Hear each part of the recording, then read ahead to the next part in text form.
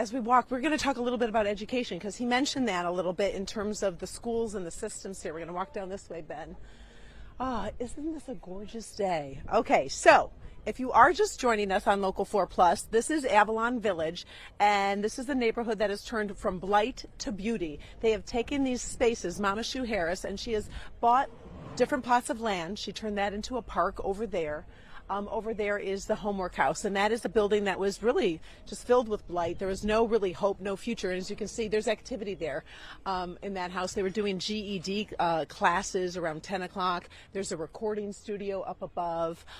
It's just gorgeous there. We've got some of the folks over there that are working on some small businesses, and they're doing things like selling different things like soaps and clothing. That's at the marketplace over here. This is the STEM lab, which they are working on in terms of helping children and education. And when we talk about education, that's why we brought these two local educators here. We've got Pam Ferris and also Nicole. Nicole, what's your last name again? Arnold. She is the principal of the school that's right across the street. Right across the street, Barber Preparatory Academy, pre-K through 8th grade. I love this. And you've been the principal there since last July. Last July, wrapping up my very first year as a principal. And you know, that is a big deal to brag about, because that's a job in and of itself. And then the fact that you're in Highland Park, because you do have a struggle in the sense of, you know, the tax base, etc. Mm-hmm. What do you think? You a short time ago there was only 100 students, and now there's 300 plus. 300 plus students. We are growing because we're providing students with exposure and opportunity. So we're bringing in kids from all over.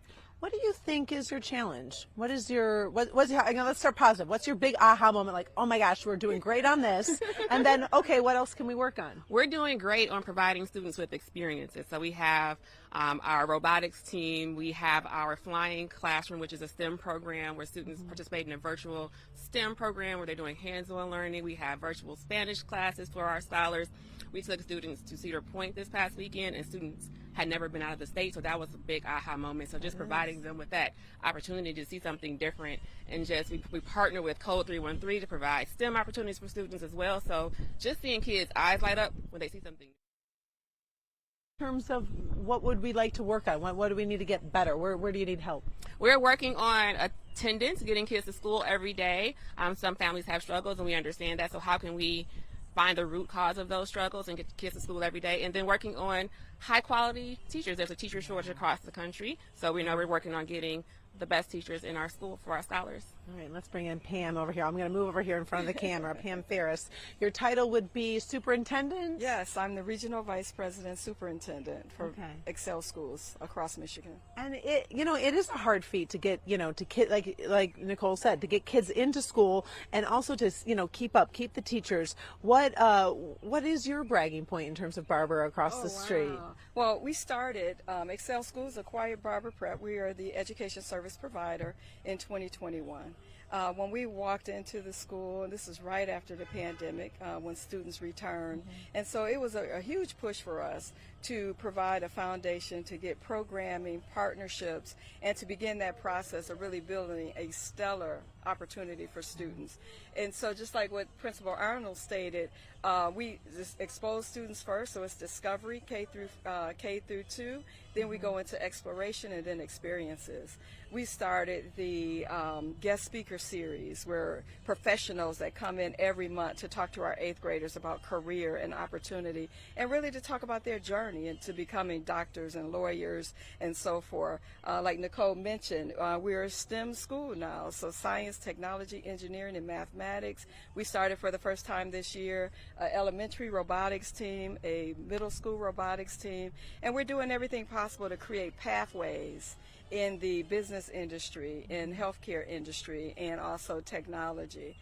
So it's very important for us to build partnerships and programming, and that's what we're doing, which has drawn us to 100, and in October we were about 352 students in October. Yeah, that's definitely worth something but we do have a lot of families now coming back to Barber.